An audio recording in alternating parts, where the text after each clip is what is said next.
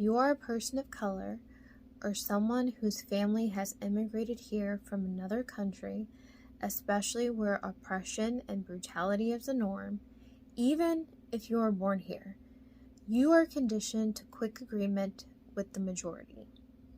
You are conditioned to neutrality. You are conditioned to silence as an act of self-preservation. Our parents either taught us to be that way, or it was a silent understanding that we don't rock the boat for fear of retaliation in all of the worst ways that you could think of. I suggest for people to search your heart and your mind as to why we make such swift judgments on so many complex issues. I will say it once, and I will say it again. History will not look back at this moment of time favorably.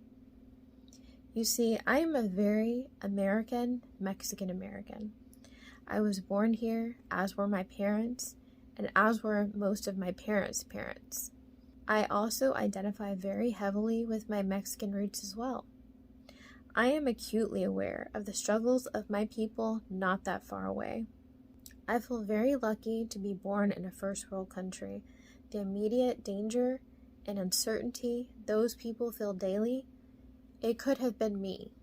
Many people have no perspective on what it's like to be oppressed, threatened, scared as a way of life, and feel confident to speak with authority about how people should feel, trying to neutralize and sterilize people's reactions.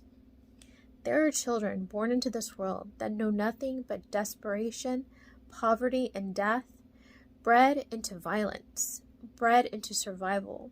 Children who become adults who hate, because that's all they know. Does this excuse their actions away? No, absolutely not. But we as adults, we make these people. We make these children by discarding them, by dismissing them.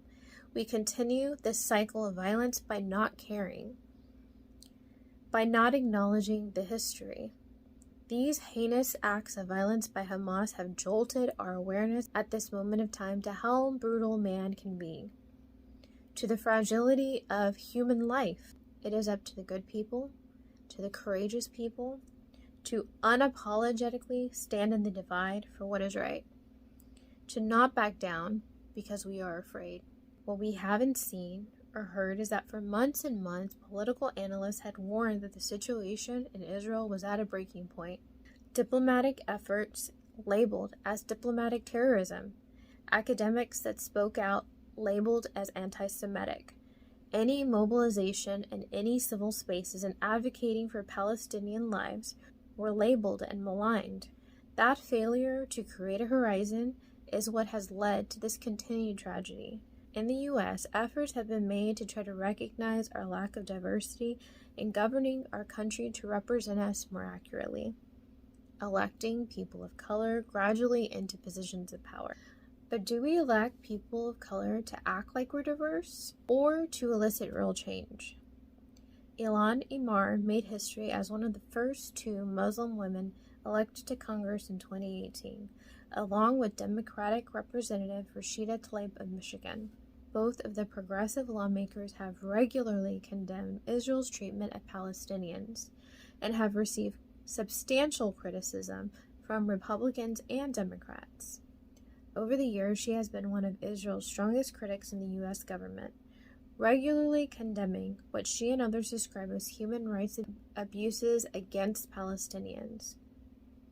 The Democratic lawmaker's critics regularly condemn her comments and opposition to Israel as anti-Semitic. Meanwhile, her defenders have pushed back against this assessment, pointing out that she regularly calls out human rights abuses by Saudi Arabia and other nations as well. Unsurprisingly so, the House of Representatives in February of this year ousted her from the powerful House of Foreign Affairs Committee. Well, I am Muslim, she said. I am an immigrant and, interestingly, from Africa. Is anyone surprised that I am being targeted? Is anyone surprised that I am somehow deemed unworthy to speak about American foreign policy? Or that they see me as a powerful voice that needs to be silenced?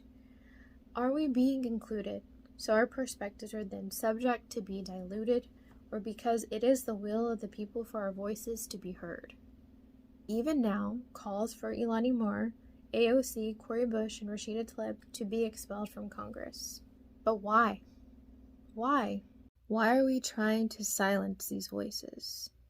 Why are we scared to speak? Why are we scared to speak if we are so free?